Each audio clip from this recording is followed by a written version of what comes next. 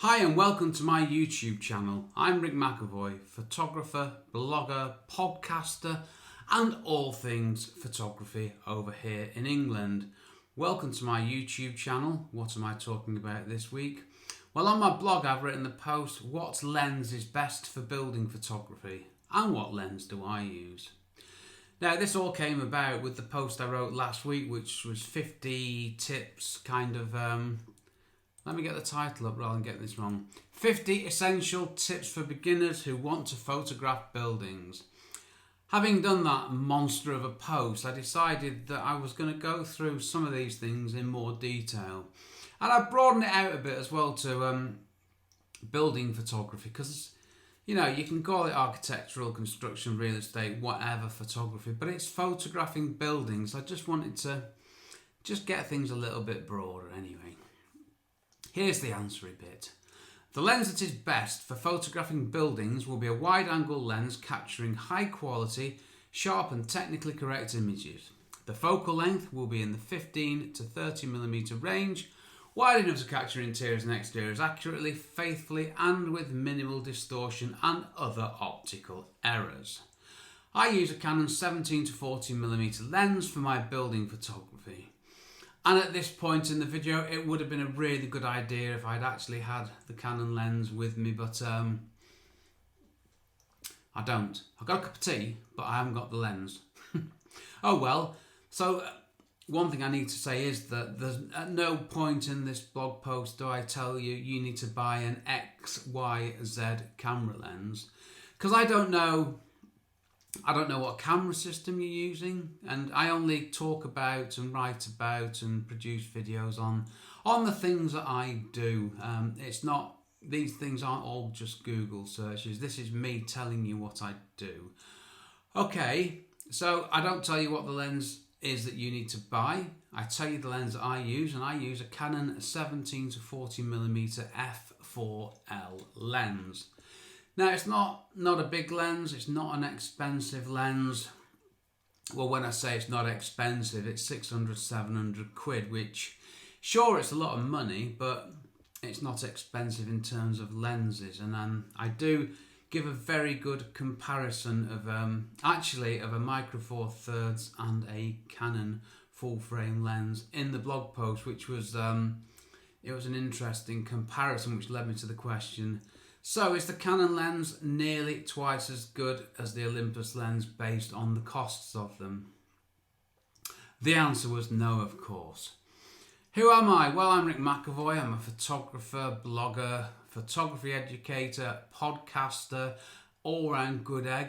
I specialise in architectural construction and real estate photography and Lightroom and all that good stuff. Oh yeah, and I'm professionally qualified in construction and in photography, and I've been doing this stuff for over 30 years, so you're in safe hands with me.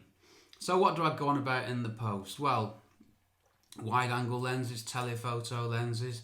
What do you need to photograph buildings? So it's wide-angle lenses, in my opinion, for most of the work that I do. I then touch on crop factors, full frame cameras, crop sensor cameras, Micro Four Thirds, because that affects your focal length. Maximum aperture, not a biggie for me. I'll tell you why in the post.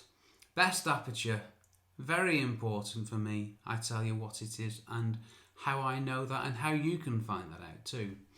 Errors, quality, fixed lens,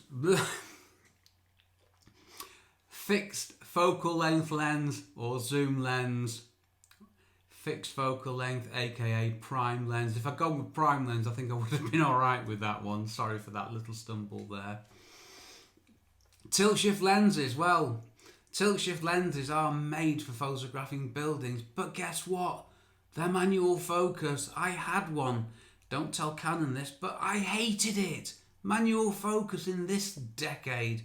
Sorry, but not for me. There's a very good reason why, but with these eyes, I've got no chance. Fisheye lenses, great for photographing buildings, very easy to overdo it, unless it's your thing. Again, I talk about cost. Well, it's a subject all of its own, isn't it? Then I go on about architectural, construction, real estate photography. There are slightly subtle differences to what would be the best lens for those types of photographing buildings. What lens do I do? And related reading. Well, I write about this stuff all the time, so there's an endless, well, it's not endless obviously, but there's a large amount of information on my website at rickmcavoyphotography.com, where you will find out all sorts of stuff about photographing buildings. So check it out, please. Last thing I want to say, I've got to do this, haven't I? If you haven't come across it yet, I have a podcast called the Photography Explained podcast, where I explain, let me see if I can do, I've done 117 or 120 episodes and I can't remember the introduction when I'm recording the podcast, so let me see if I can remember it now. Photography things explained in plain English in less than 10 minutes without the irrelevant details. Done it. So, podcast episodes less than 10 minutes explaining one photographic thing. They're not all less than 10 minutes, that's my British humour there and irony, but quite a few are, to be fair. And it's a new, improved thing, so check it out on all good podcast providers and also at the Photography Explained podcast website. Cunningly, the URL is https://photographyexplainedpodcast.com. Yep, I bought the URL, thankfully. Okay, I'm done here. Thank you for watching. I hope you've enjoyed this video. If you want to subscribe, please do. I don't know why, but loads of people are subscribing, which is absolutely fantastic. You're all very welcome. It's so special for me to realise that there are more and more people watching my videos and subscribing and commenting. So welcome to my world. Hopefully you'll come back for another video, and I'll say thanks for watching. Take care. Cheers from me, Rick. And this is the awkward pause bit when I press the remote control and it doesn't stop. It's one of these.